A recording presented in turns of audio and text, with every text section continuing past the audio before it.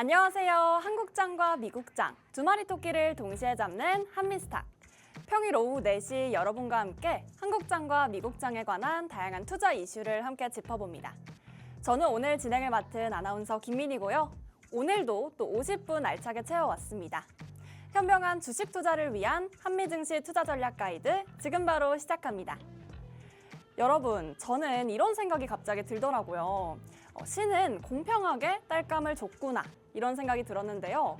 누구나 이제 땔감이 활활 타오르는 사람도 있을 거고 또 잔잔한 불로 은은하게 타오르는 땔감도 있을 겁니다. 각자 자신의 속도가 있다는 소린데요. 누구든지 자신의 아궁이만 잘 들여다보면 됩니다. 그도 그럴 것이 주식도 마찬가지인데요. 자신의 속도에 맞춰서 주식을 따라가는 것. 저희가 도와드릴 테니까요. 많은 관심 부탁드립니다. 이제 저희가 특별한 이벤트를 또 한 가지 준비했습니다. 딱 선착순 10분께만 드리는 한정판 투자 정보 이벤트인데요. 참여하실 수 있는 방법 궁금하시죠? 두 가지 참여 방법 안내드리고 있습니다. 왼쪽 상단에 있는 전화번호 02-2638-3955로 전화 주시거나 혹은 오른쪽 하단에 보이시는 QR코드 보이시죠? 휴대폰 기본 카메라 어플 켜셔서 들어오시면 저희가 한정판 투자 정보 딱 10분께만 제공해드리고 있으니까요. 많은 참여 그리고 빠른 참여 부탁드립니다. 네, 이제 저희 한미스탁의 주인공 바로 이태양 전문가님 모셔볼 차례인데요. 전문가님 안녕하세요. 네, 안녕하세요. 사실 전문가님 저희 이제 방송 3주차 진행을 하고 있는데 벌써 저는 이렇게 모니터링을 또 많이 하거든요. 네. 모니터링 이렇게 해보시면 알겠지만 정말 유튜브에서 반응이 이제 뜨거우세요. 감사합니다. 많은 분들이 잘 보고 있다. 그리고 또 정보방도 궁금하다. 이런 댓글 많이 남겨주셨는데 저도 사실 이제 전문가님이랑 함께하면서 정말 이 한국장과 미국장을 아우르는 이 식견을 보면서 좀 많이 배워가거든요. 쉬운 일은 아니죠. 네. 그래서 사실 오늘 금요일을 맞아서 좀 전문가님의 새로운 소개가 또 궁금해서 이렇게 또 연결을 해드리려고 합니다. 네. 소개 한번 부탁드려도 될까요? 네, 여러분들이 한국장에서도 힘들었을 텐데 미장에서 힘드시느라고 많이 고생하셨죠? 자, 오늘 잘 만나면서 여러분들이 이제 1+1은 2가 아니라 3이 되는 기적을 보여드릴 거고요. 오늘 제가 준비한 자료 정말 많습니다. 이제 시간 계상 또 빠르게 제가 준비한 자료 여러분께 공개해드리도록 하겠고요. 잠시 후에 뵙도록 하겠습니다. 네, 전문가님과 함께하는 한미스탁. 먼저 국내 시황부터 함께 살펴보겠습니다. 우리 시장 오늘 전반적으로 힘을 굉장히 많이 뺀 모습이었습니다. 코스피, 코스닥, 양시장 모두 저점을 많이 내린 모습이었는데요. 지수부터 함께 살펴보시죠. 오늘 코스피는 1.89% 하락한 2,557선에서 거래를 마쳤고요. 코스닥도 1.94% 내려간 693선에서 종가 형성했습니다. 사실 우리 시장 이렇게 저점을 많이 내린 데에는 다음 주 관세 그리고 공매도 또 다가오는 배당 라겔까지 함께 겪으면서 이렇게 저가를 내린 모습인데요. 특히 코스닥은 3개월 만에 무려 700선을 내리면서 하락 마감했습니다. 네, 다음으로 투자자별 매매 동향 함께 살펴볼 차례인데요. 사실 그 이면에는 메이저 주체들이 수급을 많이 덜어낸 영향이 컸습니다.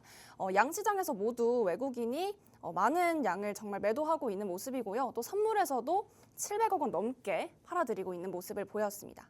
다음으로 시가총액 상위 종목들 함께 살펴보시겠습니다. 먼저 코스피 시장에서는요. 사실 그간 견고하게 이 지수를 지켜와줬던 반도체주들 오늘 모두 하락 마감을 했는데요. 삼성전자와 SK하이닉스, 무려 SK하이닉스는 3.57% 빠진 19만 9,600원 선에서 거래를 마감했는데 사실 20만 원 선을 하회했습니다. 전문가님, 네. 사실 이 삼성전자가 아직 관망을 해야 한다. 또 그렇게 좋게 보이지 않는다라고 그간 말씀을 해주셨는데 오늘 또 주가에서 그게 반영이 됐어요. 어떻게 반도체 보고 계세요? 일단 제가 뭐 SK하이닉스, 삼성전자 두 개 다 우리나라를 대표하는 반도체 대표주인데 네. 저는 오히려 지금 같은 시점에서 삼성전자보다 SK하이닉스를 좀 더 좋게 봅니다. 왜냐면은 엔비디아 측에 HBM 납품한 게 지금 SK하이닉스만 열심히 납품하고 있고요. 반대로 삼성전자는 아직 퀄테스트 통과하지 않았어요. 네. 물론 최근에 이제 사인을 받았죠. 네. 잭슨왕 CEO한테. 근데 이게 사인 받은 게 그냥 뭐 테스트 통과했다는 게 아닙니다. 정말 펜스펜스 받은 건지 네. 결과 잘 나와서 받은 건지 아무도 몰라요. 네. 그렇기 때문에 지금 현재 인공지능 밸류체인에 속해 있는 기업들은 어떤 기업이 됐던 간에 실적이 잘 나옵니다. 그런데 그렇기 때문에 SK하이닉스가 잘 나가고 있는 것이고 반대로 삼성전자는 아직까지 엔비디아 측에서의 HBM 밸류체인에서 소외되었기 때문에 지금 주가 떨어진 요인도 이러한 요인에서 기인을 하고 있습니다. 또 제가 이제 이번 주 내내 말씀드린 것 같아요. 그 지난주에도 마찬가지인데요. 삼성전자 주가는 전 그렇게 그닥 좋게 보지 않다 말씀드렸고요. 네. 현재 삼성전자 주가를 제가 한번 이제 보여드릴 텐데요. 삼성전자는 제가 지난번에 이제 주봉 차트 보여드리면서 이제는 정고점 부근 정말 올라가봐야 62,000원 부근대고 또 일봉상에서 메이저 수급이 들어왔던 이때 구간 있죠? 이때 3월 17일 날 이때 메이저 수급이 들어왔는데 여기서 올라가봐야 한 10%좀 올라갈 것이고 하나 올라가면 8%까지 그친다 말씀드렸어요. 그래서 이때 고점 찍은 이후로 한 플러스 8% 될 겁니다. 그러면서 지금 계속해서 주가는 흘러내리고 있고 오늘도 이제 기관계는 매도 흐름을 보이고 있습니다. 앞으로 이제 공매도가 재개되면은 물론 이러한 실적 잘 나오는 기업들 한 번 더 기관 외인이 들어올 텐데요. 삼성전자 좀 아직까지 저가 메리트가 좀 높지 않다라고 보고 있어요. 그리고 현재 코스피, 코스닥 모두 마찬가지로 지금 주가가 지수가 많이 빠지고 있는데요. 이제 어제도 말씀드린 것처럼 코스닥 지수 제가 어제 설명드렸죠. 코스닥 지수는 이제 주봉상에서 봤을 때 잘 보시면 이때 2020년도 때 저점 기록했는데 이때 저점 기록했을 때의 당시에 당해 연도의 단기 고점 692포인트가 해당이 되는데 이 포인트 검은 색깔 선 밑에서는 매수가 가능하다 말씀드렸어요. 그래서 주봉상에서 이때 검은선 깨고 내려왔던 2020년도 때 이때 검은선 깨고 내려왔다가 반등 나오죠. 또 깨고 내려왔다가 또 반등 나고요. 또 최근에 해당 구간대를 깨고 내려왔다가 반등이 나왔습니다. 그죠? 이제 다음 주에 4월 2일 날에 관세 정책이 발효가 되면은 아마 이 부분 깨고 내려갈 겁니다. 근데 깨고 내려가면은 또 오히려 4월 때는 한 번 더 반등이 나올 수 있는 구간입니다. 그래서 현재 이 코스닥 지수의 주봉선을 봤을 때 검은선 692포인트 밑에서 매수 가능한데 저는 여기 보이신 한 680포인트나 아니 683, 4 이때 구간대 한번 찍고 반응이 나오시지 않을까 고려를 하고 있습니다. 그래서 제가 어제 말씀드렸지만 코스닥 700포인트 깰 수 있다. 또 깨게 되면 언론에서 호들갑 떨거다 말씀드렸어요. 아마 언론사에서 이제 뭐 지옥이 시작됐다. 뭐 코스닥 700 이탈. 이런 뉴스가 나온다 말씀드렸었는데 깼죠? 700. 우리는 무덤덤하게 그냥 네. 이제 조만간 또 이태영 전문가 말한 것처럼 네. 다음 주 반등 나오겠구나 생각하시면 됩니다. 지금 시장이 많이 빠지고 있는 상황인데 이런 시장에서 우리가 지금 얻어맞고 있는 상황에서 네. 우리가 막 억지로 막 어떤 종목을 열심히 매매할 필요는 없어요. 시장 수능 흐름에 따라서 몸 맡기면 됩니다. 어릴 때도 우리가 수업 시간 떠들어서 너 나와 딱 나와가지고 딱 신발 잡고 네. 엉덩이 힘 빼 하잖아요. 이때 힘 주면 부러집니다. 그냥 힘 빼고 자연스럽게 네. 이 분위기에 몸을 맡겨야죠. 그렇기 때문에 여러분 지금 굳이 무리할 필요는 없고 앞으로 이제 공매도 재개되면은 공매도 재개됨 따라서 이제 호재가 될 수 있는 기업들 아니면 실적 잘 나올 수 있는 기업들 위주로 매매하면 된다. 간단하게 말씀드리도록 할게요. 네, 이어서 함께 지수 내용 살펴보시면서 시가총액 상위주들 한 번 더 살펴보도록 하겠습니다. 사실 오늘 관세와 데이터 센터 축소 부담감 때문에 삼성전자가 더 주가 하락을 했고요. 또 현대차와 기아도 오늘 크게 내리면서 마감했습니다. 다음으로 코스닥 상위주들 한번 살펴보도록 하겠습니다. 오늘 알테오젠 오늘 트럼프 대통령 관세 이후 코스닥에서는 금융과 증권 관련주들이 오늘 하락을 했었는데요. 알테오젠 자세한 임상 결과 구체적인 일정 발표 소식이 호재로 있으면서 오늘 0.28% 오른 35만 3천 원 선에서 거래를 마감했습니다. 그 외에 제약바이오 업종들은 오늘 또 특히나 약세를 보였는데 전문가님이 말씀해 주신 것처럼 코스닥은 아직 반등의 가능성이 있기 때문에 조금 더 살펴보시면서 그 매매 타이밍 함께 잡아가시면 좋겠습니다. 네, 이어지는 내용 전문가님과 함께 국내 증시 살펴볼 예정인데요. 전문가님, 네. 사실 이런 시장 상황 속에서도 또 떠오르는 종목들이 있잖아요. 네네. 특히 또 관심 있으시거나 이미 사신 분들도 좀 있을 텐데 오늘의 또 주요 이슈는 어떤 걸 가져오셨는지 궁금합니다. 일단 최근에 시장 전반적으로 이 방향성이 쭉 네. 하방으로 이어지고 있습니다. 네. 물론 간혹 가다가 상승이 나왔어요. 근데 굵직한 방향성은 늘 하방으로 이어졌습니다. 그리고 이런 시장에서 아무래도 개별 이슈를 갖고 있는 종목군들, 특히 제약바이오 같은 경우에는 뭐 임상에 관련된 이슈가 있다면은 주가가 크게 뛰어오기도 합니다. 그래서 요즘에 많은 분들께서 관심이 이 종목이 많으실 것 같아요. 네이처셀이라는 종목인데요. 해당 종목이 최근에 주가가 15,000원 부근 저점 구간에서 3만 원까지 크게 주가가 치솟았습니다. 이유는 뭐냐면 이제 해당 네이처셀에 이제 갖고 있는 임상 관련된 파이프라인 조인트 스템이 FDA 측에서 이제 혁신 치료제로 지정이 되면서 FDA 승인되는 거 아니냐라는 기대감 때문에 최근 주가가 크게 올랐습니다. 그러다 보니까 많은 분들께서 내가 기존에 갖고 있던 종목군들이 시장이 빠질 때 갖고 있다 보니까 줄곧 하락세를 보이고 있고 또 반대 이 종목은 크게 올라가니까 이거 한번 사볼까 하시는 분 많으실 것 같아요. 그리고 지금 현재 주가 위치가 거의 3만 원대를 한 번 더 치고 올라갈 수 있는 구간이 있기 때문에 많은 분들이 이거 한번 사볼까? 이거 어떤가? 그래서 미리 갖고 계시거나 아니면 지금 진입을 고민하시거나 아니면은 이제 이 종목을 내가 지금 물렸는데 사야 되나 팔아야 되나 대응이 고민이신 분들 많으실 것 같아요. 그래서 오늘은 이 한국 주식 말씀드릴 때 뒷부분 공매도, 악재, 호재 받을 수 있는 섹터 설명드리기 전에 오늘 이 네이처셀에 관련해서 좀 더 자세하게 설명을 드릴 거고요. 이 종목에 대해서 제가 핵심 내용만 준비해 왔으니까 시간 관계상 핵심 내용만 짧게 다루도록 하겠습니다. 짧지는 않을 것 같지만 한번 최대한 빨리 다루도록 할 거고요. 이 네이처셀의 조인트 스템 중증 무료 퇴행성 관절염 치료를 위한 자가지방률의 중간엽 주기치료 세표제로서 이제 지정이 됐고요. 미국의 이제 FDA로부터 이제 혁신치료제 지정이 되면서 최근 주가 급등세를 보였습니다. 이런 이슈 때문에 이제 FDA 승인 기대감이 주가 급등세 이어지고 있는 건데요. 다만 이제 최근에 이 조인트 스템이 이제 국내에서는 한번 품목이 반려가 된 적이 있습니다. 뭐냐면은 임상적인 이제 유의성이 부족이 지적이 되면서 한번 반려가 되었었는데요. 과거 조인트 스템은 이제 국내 임상 3상 완료했었는데 식품의약처 안전처로부터 품목 허가 반려를 받았습니다. 당시 식약처는 이제 조인트 스템이 투여군이 이제 대조군 대비해서 좀 통계적으로 유의한 개선을 보였다라고 이야기했었는데 반대로 통계적으로는 유의했지만 임상적으로는 유의성이 부족하다 이야기를 하게 되면서 반려가 됐던 이유입니다. 보통 이 임상 과정에서 유의성을 따질 땐 두 가지를 보는데요. 첫 번째 통계적, 두 번째 이제 임상적 유의성 따지는데요. 여기서 통계적은 말 그대로 그냥 통계적으로 데이터상에서도 이제 유의성이 확인됐다 이야기하는데 중요한 것은 두 번째 임상적인 유의성입니다. 임상적인 유의성은 뭐냐면은 통계가 아니라 이론적인 부분이 아니라 정말 실전. 환자에 투약을 했을 때 이게 정말 임상적으로 좋은 결과가 나왔다라는 걸 판단하는 게 바로 임상적인 유의성입니다. 이 부분이 잘 나와야 어느 정도 이제 우리 국내에서도 이제 시약처 통과를 할 수 있는데 이 임상적 유의성에서 지적을 받아서 품목 허가에서 반려가 됐던 겁니다. 그래서 현재 조인트 스템의 이제 임상 시험 결과는 통계적으로 효과가 입증은 됐지만 실제로 환자 대상으로 투약을 했을 때 현재 그 효과가 좀 미미하다라고 이제 의견 제기가 되면서 이제 품목 허가에서 반려가 됐다라고 이해하시면 되겠습니다. 자, 그럼 이제 국내에서 이제 식약처로부터 품목 허가가 반려가 됐는데 지금 FDA 측에서 혁신치료제를 지정을 했습니다. 미국 FDA에서 지금 혁신치료제 지정이 됐는데 국내에서 반려되는데 해외에서 이거 통과될 것인가? 이거 많이 궁금하실 것 같아요. 일단 과거에 국내에서 반려가 됐는데 해외 FDA에서 승인을 받은 이래가 실전 사례가 있습니다. SK 바이오팜의 세노바메이트라고 해서 해당 약품도 국내 허가에서 지정이 됐었는데 오히려 미국 FDA에서 먼저 승인이 되고 판매를 현재 기록 중에 있습니다. 이 말은 뭐냐면 이제 FDA랑 식약처가 평가하는 기준이 좀 다를 수 있다라는 의미고요.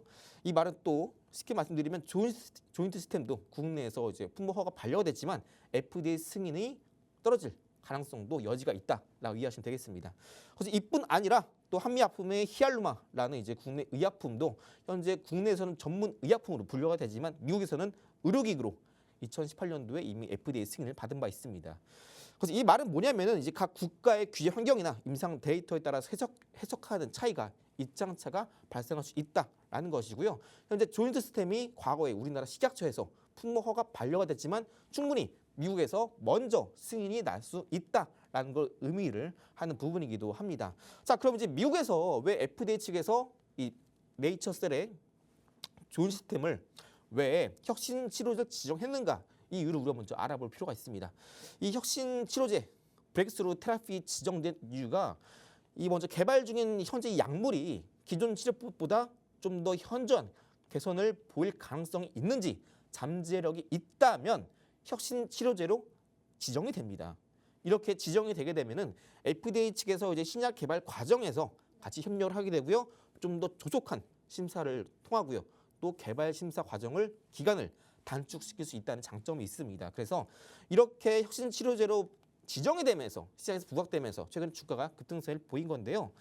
일단 혁신 치료제로 지정됐다는 거는 아직까지 정식적인 승인을 받은 거를 의미하지는 않습니다. 그렇기 때문에 실제로 일반 환자들을 대상으로 투약이 이루어지진 않고요. 오히려 반대로 임상 시험에 참여하는 임상 시험 대상 환자들을 대상으로만 해당 약물이 투여가 될 수 있습니다. 그래서 정식적인 FDA 승인을 받기 위해서는 추가적인 임상 시험이 필요하고요. 이에 따라 좀 더 안정성과 유효성을 좀 검증을 받아야 FDA 통과가 될 수 있다라고 이해하시면 되겠습니다. 그래서 혁신 치료제로 지정이 됐다라고 하더라도 무조건 FDA 승인이 떨어지는 것은 아니라 반드시 임상 시험을 거쳐야 되는데요. 이 FDA 이제 혁신 치료제 지정이 됐다라는 것은 이제 신약이 이제 기존 치료법보다 좀 더 현저한 효과를 보일 가능성 잠재력 있기 때문에 지정이 된 것이지 이 혁신 치료제로 지정이 됐다라고 해서 무조건 승인이 된다라는 건 아니라는 점 꼭 기억해 주시고요. 혁신 치료제 지정의 의미라는 것은 앞으로 이제 해당 치료제가 FDA 승인을 받을 수 있을 필요한 기간 혹은 패스트 트랙을 받게 되면서 수요될 수 있는 기간을 줄일 수 있다라는 것 좀 더 의미가 있다라고 보시면 되겠습니다. 그래서 신약 승인 확률이 높아질 수 있다라는 것이 이 혁신 치료제 FDA가 좀 더 이 심사를 좀 더 적극적으로 지원하게 되면서 수요되는 기간을 줄일 수 있다라는 것이지만 해당 혁신 치료제가 안정성과 그리고 유효성, 아까 말씀드렸던 임상적인 유의성이 확보가 돼야 승인이 될 수 있다는 점에 꼭 여러분들이 포커스를 맞추면 좋겠습니다. 자, 그럼 이제 이것도 있습니다. 많은 분들이 보신 게 뭐냐면 조건부 승인 가능성 있지 않냐. 팬데믹이 터지고 나서 이제 막 이제 뭐죠? 코로나. 하도 오래돼가 기억이 안 나네요. 네. 이 코로나 터졌을 벌써. 때 이 미국에서도 네. 이 백신이 지금 막 임상을 모두 통과는 아니었는데 조건부 승인을 걸게 되면서 네. 빠르게 패스트트랙 승인이 떨어지면서 부작용은 있지만 실제 우리 일반 환자에게 투약을 시작했습니다. 맞습니다. 그게 이제 거기서 나온 게 바로 이제 조건부 승인인데요.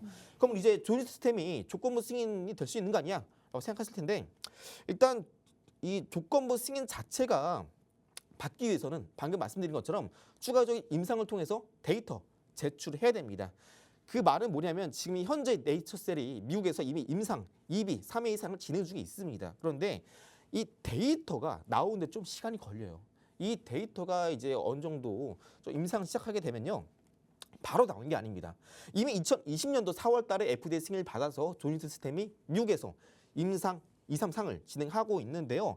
2024년 4월 달에 이제 식약처에 이제 임상 시험을 신청해서 국내에서도 다국적으로 이제 임상을 진행하게 되면서 좀 더 데이터를 빨리 끌어내기 위한 시도는 하고 있지만 이 데이터가 저거 나오려면 2026년도 상반기 때 나올 것으로 예상하고 있습니다. 왜냐하면은 통상 이렇게 이 조니 시스템이 이 미국 임상에서 2비, 3회 임상 거치게 되면서 통상 48주 동안 추적을 하는데 1년 좀 안 돼요. 그러면은 2020년도 4월 달에 임상을 진행했으면은 이제 충분히 지금 나와서 데이터 나온 거 아니냐?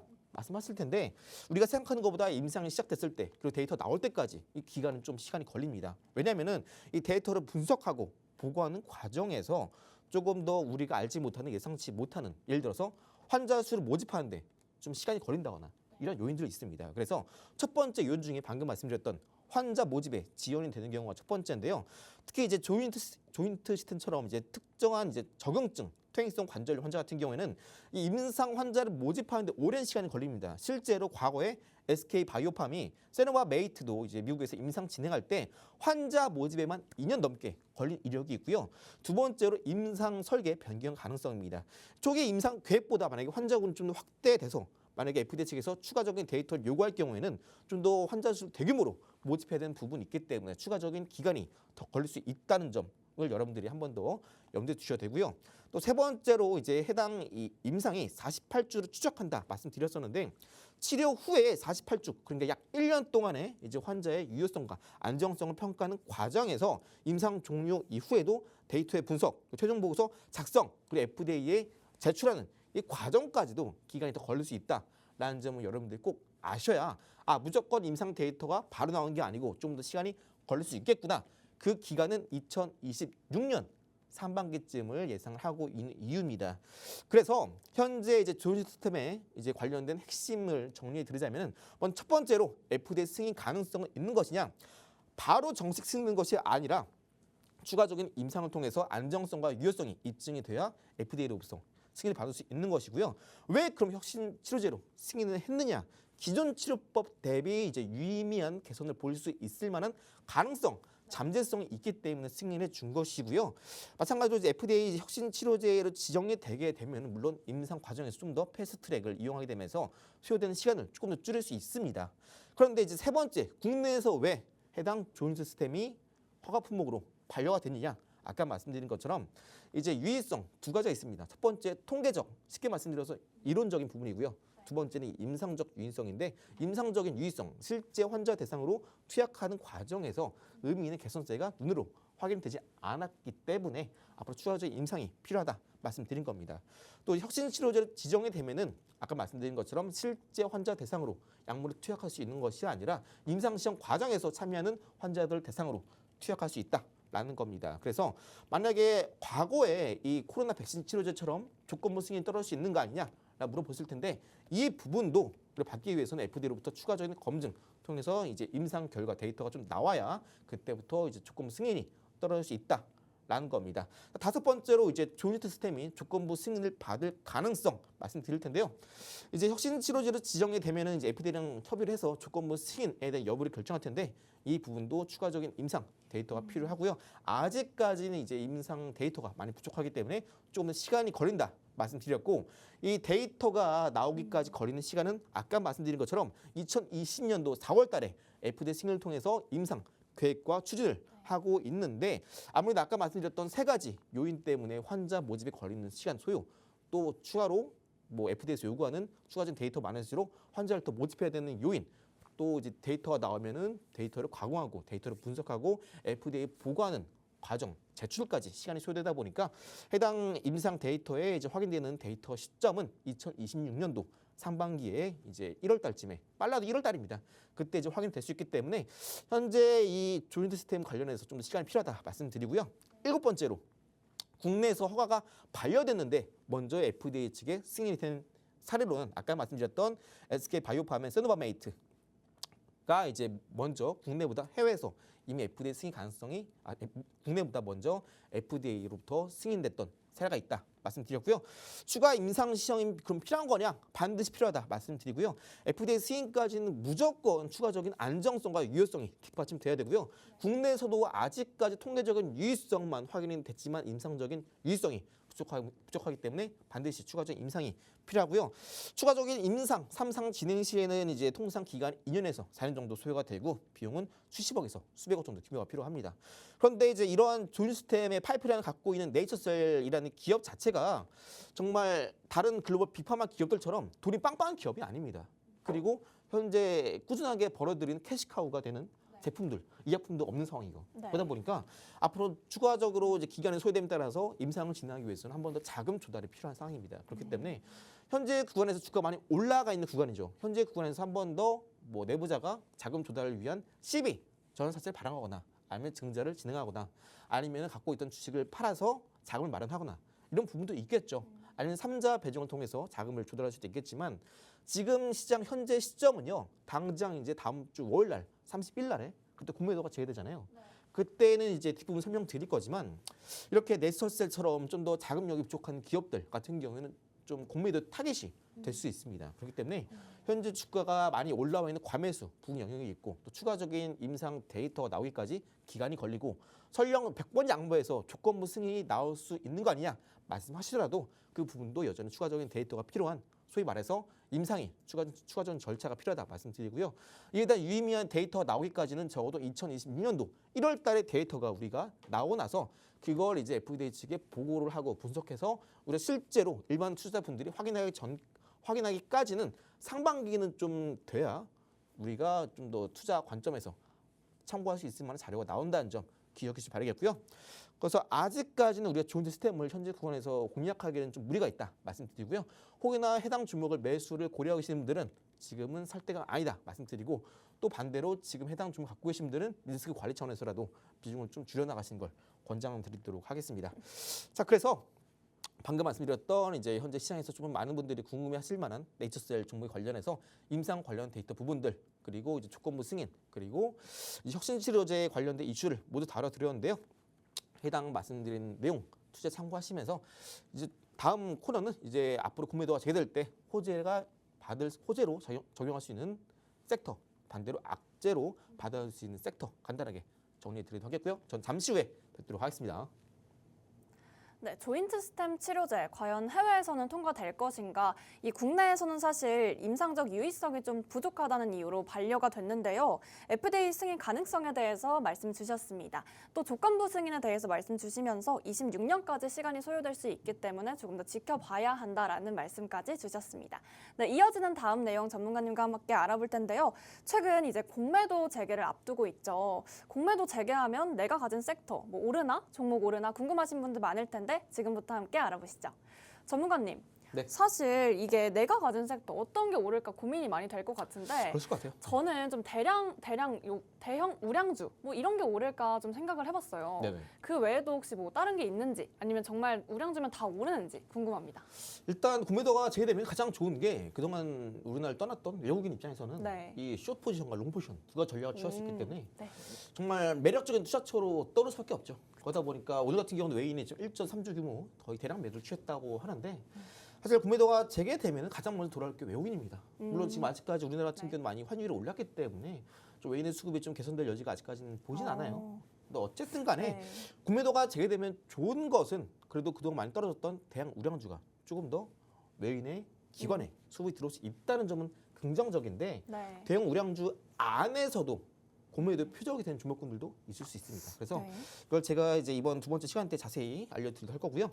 일단 공매도 재개 시에 호재가 될 수 있는 기업은 방금 말씀해 주셨던 것처럼 대형 우량주가 이제 해당이 되겠죠. 코스피 200 종목이나 코스닥 150 종목 포함을 합니다. 그래서 공매도가 재개되면 이제 그동안 쭉쭉 올라갔던 투기성 종목군들의 수급이 이탈되면서 이런 종목 이제 이런 수급들이 자금들이 대형 우량주로 쏠릴 수 있습니다. 현재 기업 외국인이 선호하는 섹터 종목군들은 대형 우량주 중에서 삼성전자, SK하이닉스, 현대, 기아, LG화학 네. 아니면 네이버, 카카오 이런 것들이 되겠죠. 이런 것도 공통점은 뭐냐면은 현재 영업이익이 잘 나가고 있는 기업들 네. 아니면 현재 새로운 이제 기술주 AI 인공지능과 좀 접목점 있는 기업들입니다. 그런 게 네. 이제 네이버, 카카오 이런 것도 되겠고요. 공매도 공격을 받더라도 기본적으로 펀더멘털이 탄탄한 기업들이 결국 공매도가 제외됐을 때 크게 주가가 떨어지지 않고 오히려 횡보 이후에는 주가 한 번 더 올라갈 수 있는 종목군도 되어 있고요. 두 번째로 이제 배당주, 경기 방어주입니다. 이런 건 소위 말하는 유틸리티 기업, 통신주 이런 걸 말하는데요. 이런 건 상대적으로 좀 공매도 영향이 적습니다. 왜냐하면 주가 변동성이 작기 때문에 공매도를 치는 사람들이 아 이거 뭐 쳐봐야 뭐 재미 먹겠나? 안 칩니다. 오히려 변동성이 강한 종목들 위주로 공매도가 크게 들어오는 경향이 있고요. 방금 말씀드렸던 통신주, 유틸리티, 또 제약바이오 일부 종목군은 되겠습니다. 제약바이오 일부 종목군 중에서는 아무래도 뭐 셀트리온 헬스케어, 셀트리온 이런 것들, 삼성바이오로직스 이런 대형 바이오 종목군도 되겠고요. 이런 종목군들은 좀 공매도가 들어오더라도 많이 안 들어옵니다. 그래서 한 번 더 주가가 실적으로 잘 나오고 한 번 더 주가가 올라갈 때 공매도 쇼커버링 들어오더라도 쇼커버링 크게 안 들어오기 때문에 좀 재미를 볼 수 있는 섹터는 아닙니다. 자, 세 번째로 공매도 타깃이 되지 않는 실적이 강한 기업들이 오히려 호재가 될 겁니다. 아까 말씀드린 것처럼 좀 성장세가 뚜렷한 반도체, 자동차, 현대차, 삼전, SK하이닉스 말씀드렸죠. 이런 기업들은 오히려 이제 공매도 타깃이 될 가능성이 적습니다. 말씀드렸고요. 현재 이제 2차전지 대형주 중에서는 LG엔솔, 현재 탑 엔드 라인이 테슬라 쪽이죠. 그리고 삼성 SDI도 정보체 개발을 열심히 해 나가면서 최근에 이제 주주의 뒤통수를 때리는 유상증자를 진행하게 되면서 투자자들한테 욕을 많이 먹고 있지만 또 오히려 공매도를 이제 치는 사람들 입장에서는 아 얘가 정말 욕먹을 각오하고 이 악물었구나 이렇게 하면 앞으로 공매도 타겟이 되기보다는 많이 빠졌던 만큼 또 주가 한번 올라갈 수 있습니다. 그래서 네. 이렇게 최근에 투자를 활발하게 하게 됨에 따라서 잠정적인 영업이익이 크게 성장할 수 있는 LG엔솔, 삼성 SDI 이런 경우에는 공매도의 타깃이 될 가능성 적다 말씀드리고요. 또 두 번째 반도체 대형주 아까 말씀드린 삼성전자, SK하이닉스가 이제 좀 더 튼튼한 주가를 보일 가능성이 높겠고요. 또 철강 조선업종 이쪽 같은 경우에는 아무래도 이번에 4월 1일부터 본격적으로 이제 관세 전쟁이 부과하게 되면요. 이런 철강 쪽은요. 우리나라가 이제 똑같이 관세를 내게 되지만 반대로 기존에 적용됐던 쿼터제가 폐지가 됩니다. 그러면은 관세가 좀 더 올라감에 따라서 기업들의 영업이 좀 훼손될 수도 있겠지만 그만큼 더 많이 팔 수 있습니다. 수출 상한선이 없어요. 네. 반대로 이제 중국 측에서는 철강이 더 관세가 높아지게 되는데 반대로 이제 우리나라 같은 경우에는 좀 비교적 관세가 낮기 때문에 또 기존에 있었던 상한선이 폐지가 되기 때문에 뭐 돈 내라고? 괜찮아? 나 더 많이 팔면 돼. 오히려 이 늘어났던 뭐랄까요? 이 세금 부분 이 부분이 어쩔 수 없이 영업이익 훼손이 되겠지만 더 많이 팔게 되고 또 더 많이 수출하게 되면은 또 단기간에 영업이익이 개선될 수 있는 효과가 우리가 기대할 수 있는 부분들이고요. 이제 반대로 공매도 재개 시 악재가 될 수 있는 기업들 한번 살펴볼 텐데요. 자, 첫 번째로 이제 주가가 급등했던 종목군들 중에서도 좀 센티멘탈적인 이슈를 급등했던 섹터가 됩니다. 예를 들어서 최근에 한양령이 해제가 되면서 혹은 이제 K 컨텐츠라고 해서 이제 관세가 부과되지 않는 섹터 이런 종목군들 대표적으로 엔터주가 되겠죠. 그런 종목군들은 최근에 주가가 많이 올라주었습니다. 그래서 현재 이런 종목군들은 한번 공매도가 재개가 된다면은 빠르게 주가가 반등이 나올 가능성이 좀 적다 말씀드리고요.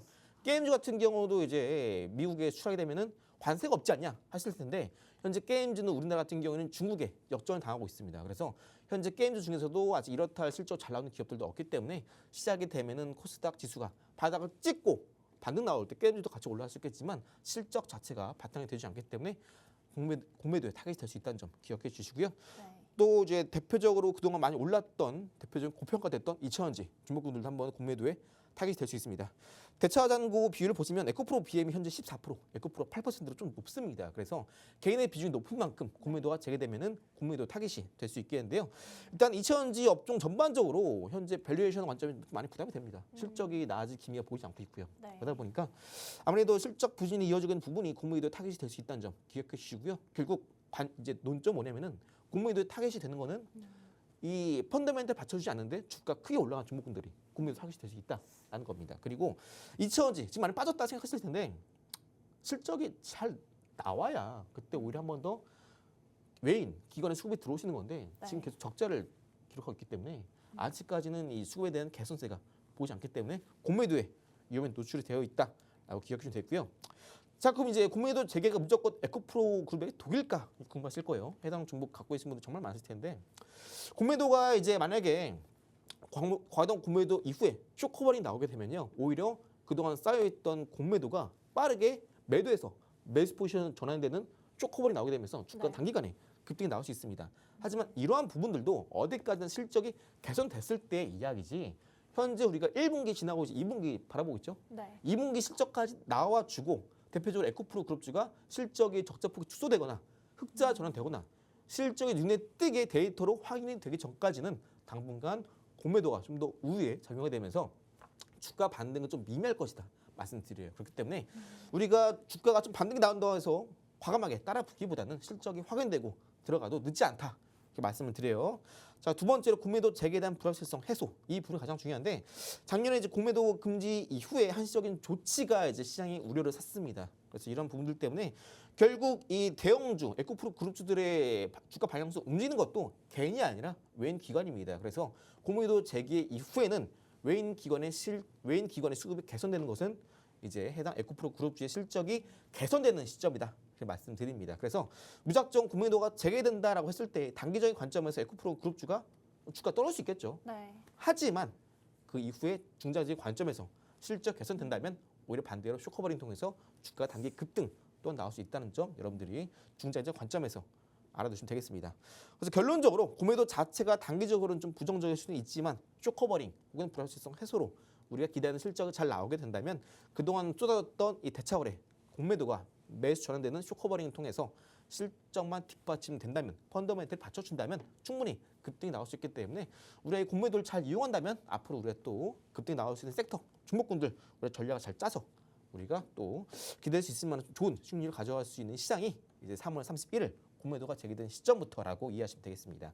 이런 종목군들 많이 설명드렸었는데 이런 기업들을 바탕으로 내가 좀 더 수익을 잘 내고 싶다 하시는 분들은 하단 QR 입장하셔서 저랑 같이 한번 전략 세워나가시면 되겠고요. 두 번째로 적자 지속, 실적 부진이 이어지는 기업들 대표적으로 적자를 계속해서 기록하고 있는 알테오젠, 헬릭스미스, 오시코텍 이런 기업들이 되겠고요. 또 기대감만 높은 기업들이 있습니다. 네. 코스닥에 저점 찍고 반등 나올 때 항상 올라왔던 게 게임주, 네. 메타버스, NFT 이쪽입니다. 공매도가 재개된다면 이런 기업들은 좀 허상이 없는 실적이 뒷받침되지 않는 기업들이기 때문에 좀 리스크가 있다는 점 기억해 주시고요. 공매도가 과거에 집중됐던 종목군들 관련주 카카오, 네이버, H&M, 두산 비어슬, OCI가 되겠는데요. 아까 카카오 같은 경우는 AI는 접목될 수 있기 때문에 한 번 더 펀더멘털이 받쳐준다면 공매도가 재개됐을 때 오히려 호재가 될 수 있다 말씀드렸었는데 결국 공매도 재개 시에 우리가 주목해야 될 것은 해당 기업의 펀더멘탈이 있다라는 점 한 번 더 강조드리니까 기억해 주시고요. 자, 신재생 에너지 관련주 CS 윈드, 하나솔루션, 현대에너솔루션. 신재생 에너지 쪽은요, 현재 트럼프가 당선되고 나서 철저하게 배제되어 왔습니다. 물론 앞으로 AI 인프라, 데이터 센터가 좀 더 세워지기 위해서는 에너지 인프라가 중요하다 많이 강조를 드려왔지만 반대로 지금 강력한 대안을 떨어오는 게 원전 그리고 또 LNG 네. 입주에 부각되고 있습니다. 그러다 보니까 신재생 쪽은 좀 그렇다 이슈, 모멘텀이 없기 때문에 공매도 재개에서는 좀 더 우리가 피해야 할 섹터가 된다 말씀드리고요. 결론 그리고 대응 전략을 말씀드리자면은 공매도가 재개 시에는 대형 우량주 중심 혹은 KLX 300, 코스닥 150 종목 위주로 공략하시되 실적 펀더멘탈 받쳐주는 기업들 위주로 공략하시는 걸 권장드리고요. 최근에 급등했던 종목군들 중에서도 실적이 뒷받침되지 않는다면은 철저하게 공매도가 타겟이 되면서 주가가 줄곧 하락세 나올 수 있으니까 여러분들 각국의 종목군 중에 내가 이런 종목 있다 하신다면 꼭 주의하실 필요가 있겠고요. 그리고 공매도 재개 시에는 여러분들이 꼭 이렇게 실적이 받쳐주거나 변동성이 최근에 크게 나오지 않은 기업들 중에서 성장성이 있는 기업들 위주로 선별적인 공략 전략이 중요하다 이렇게 말씀을 드립니다. 네, 이 공매도가 재개하는 상황에서 사실 우량주, 배당주, 그리고 강한 실적을 가진 기업들은 호재 가능성이 있다. 그리고 중소형주, 관세 무풍지대였던 게임, 엔터주들은 공매도의 타깃이 될 수 있으니 참고해 주시기 바랍니다. 네, 이어지는 내용 전문가님과 함께 알아볼 내용인데요. 이제는 또 1+1 히든 종목 시간이 찾아왔습니다. 전문가님. 네. 네, 1+1 사실 가져오기가 쉽지가 않은데 매일 이렇게 선물을 주시니까 저도 너무 좋더라고요. 오늘은 또 어떤 선물을 준비해 주셨나요? 우리가 1+1 소비자가 정말 선명한 여러분들 좀 현명한 소비자라면 1+1 놓칠 수 없겠죠. 편의점 가서도 이제 1+1 보이면 무작정 찍고 봅니다. 오늘 시장에서도 강력한 급등이 나오면서 장대의 안봉이 출현했던 종목 섹터로 말씀드릴 텐데요. 해당 섹터 같은 경우에는 최근에 시장에서 강력했던 이슈가 시장에서 부각이 되면서 오늘 매수가 크게 들어왔던 종목입니다. 장중에 조류 인플루엔자 관련해서 이슈가 한 번 더 부각이 되면서 장중에 이전에 정고점 부분까지 주가가 크게 급등이 나왔던 종목이고요. 라운드 피어가 10,000원대를 돌파하게 되면서 바닥 구간에서 최근 이틀 동안 크게 급등이 나왔던 종목입니다. 최근에 정고점 부근을 상회하는 거래량이 필적하는 거래량이 바닥 구간에 터져주게 되면서 한 번 더 눌림시 우리가 공략해 봐야 할 종목이고요. 최근 시장에서 조용했다가 한 번 더 부각을 받으면서 변동성이 커졌던 만큼 현재 시장은 이러한 변동성을 잘 이용한다면 눌림시 공략한다면 여러분들 충분히 단기간에 빠른 급등으로 돈을 벌 수 있는 기회가 될 수 있는 종목이다 말씀드리고요. 또 제가 현재 말씀드리고 있는 종목뿐만 아니라 또 최근에 이제 공략드렸던 히든 종목도 공략하고 나서 무려 이틀 만에 18% 이상 상승세를 기록하고 있습니다. 이 어려운 시장입니다. 많이 어려운 시장이고 또 많이 어지러운 시장 속에서 여러분들이 투자처를 찾기 힘드실 텐데 이런 히든 종목 잘 공략하셔서 빠른 시일 내에 여러분들 계좌에 힘든 시간 마련할 수 있는 단기간 급등 종목, 히든 종목 제가 알려드리고요. 해당 종목의 정확한 타점 그리고 매수 매도가 궁금하신 분들은 항상 QR 찍고 입장하셔서 제가 있는 정보 톡방에 입장하셔서 많은 투자 정보와 이슈 또 히든 종목뿐만 아니라 장중의 단타, 스윙 모두 가져가셔서 여러분들 계좌에 따뜻한 봄이 얼른 찾아오길 바랍니다. 네, 눌림이 있어서 공략해보면 좋을 종목들 짚어주셨습니다. 더 자세한 내용 알고 싶으신 분들은 저희 정보톡방 들어오시면 전문가님이 또 친절히 알려주시는데요. 참여 방법 2가지 안내드리고 있습니다. 왼쪽 상단에 있는 전화번호 02-2638-3955로 전화 주시거나 혹은 오른쪽 아래 보이시는 QR코드 보이시죠? 이 QR코드 휴대폰 기본 카메라 어플 치고 들어오시면 저희 전문가님이 함께 히든 종목 짚어드립니다. 더 자세한 내용 알고 싶으시다면 빠르게 입장하시기 바랄게요. 그럼 저희는 잠시 후에 2부 미국장으로 찾아뵙겠습니다.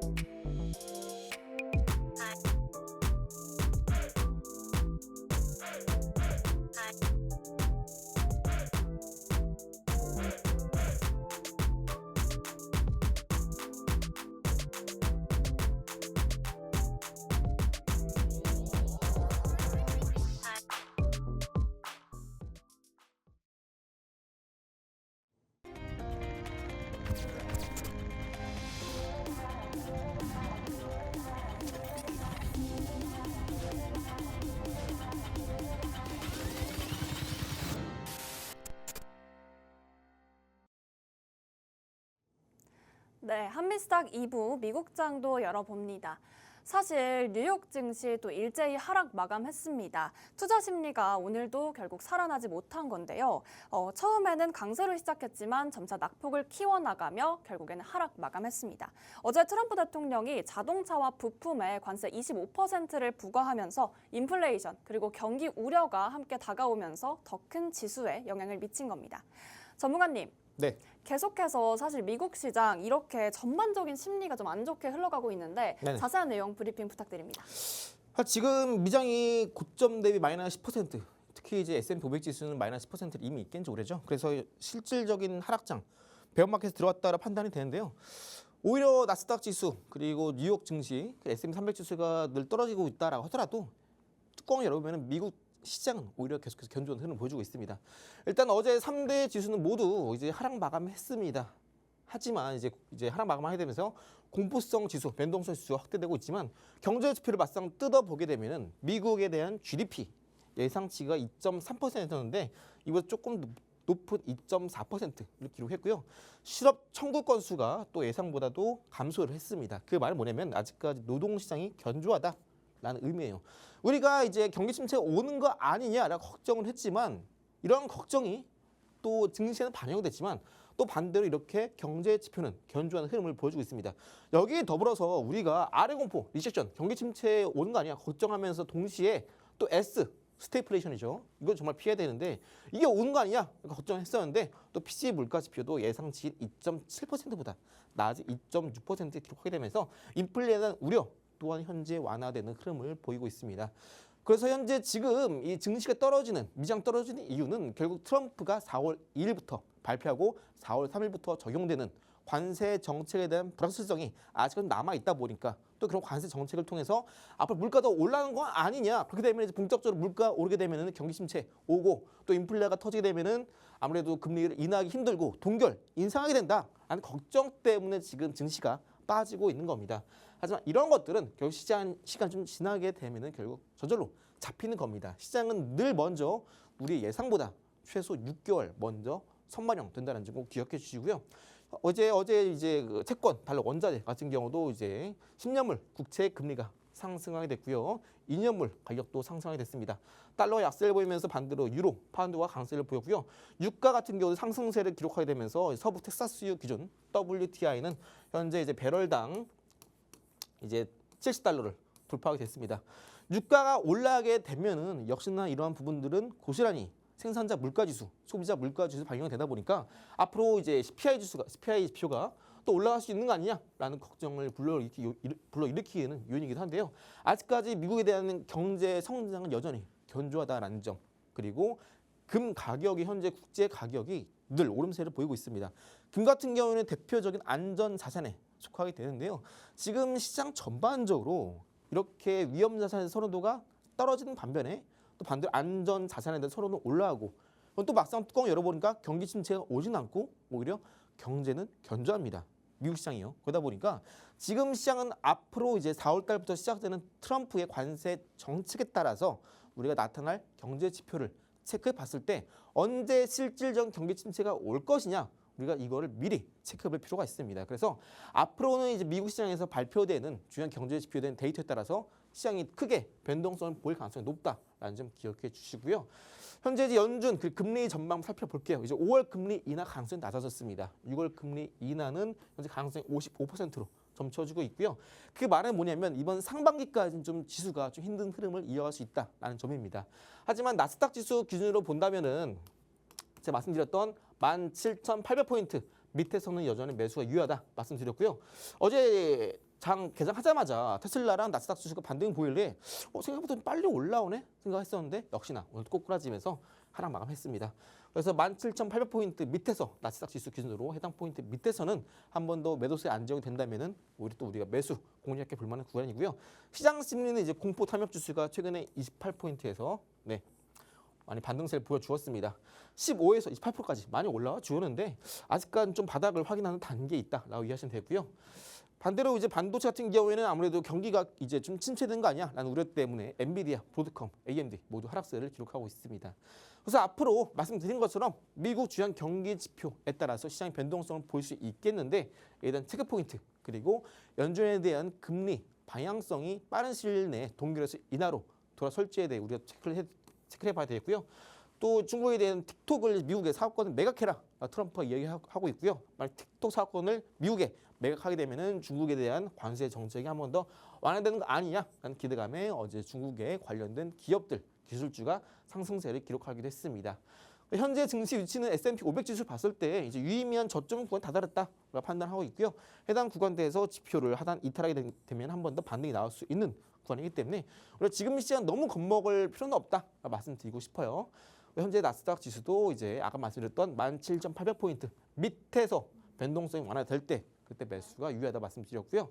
최근에 제가 있는 정보톡방 안에서 테슬라 종목 브리핑 이후에 무려 다음날 13% 급등 보이게 되면서 여러분들이 많이 궁금해하실 테슬라, 엔비디아에 관심 없으시죠? 엔비디아는 제가 아니라 말씀드렸어요. 주도주 이미 바뀌었고요. 이제 시장은 테슬라가 주도가 될 겁니다. 테슬라에 대한 차트적인 브리핑 관점, 차트 분석 모두 도와드리고 있고요. 최근 테슬라 중점적으로 열심히 여러분들께 테슬라 정보 브리핑 많이 도와드리고 있습니다. 그래서 어차피 앞으로 이제 정책적으로 이제 관세가 부과가 되면요. 어제 GM, 제너럴모터스, 그죠? 주가 떨어졌죠. 반대로 테슬라는 장초반에 올랐습니다. 경쟁사 대비 관세 정책에 좀 더 우위가 있다 판단이 되면서 시장에서 매수가 들어왔던 게 포인트가 되고요. 엔비디아라던가 아니 뭐 인텔 이런 기업들도 제가 정보톡방 안에서 브리핑 도와드리고 있습니다.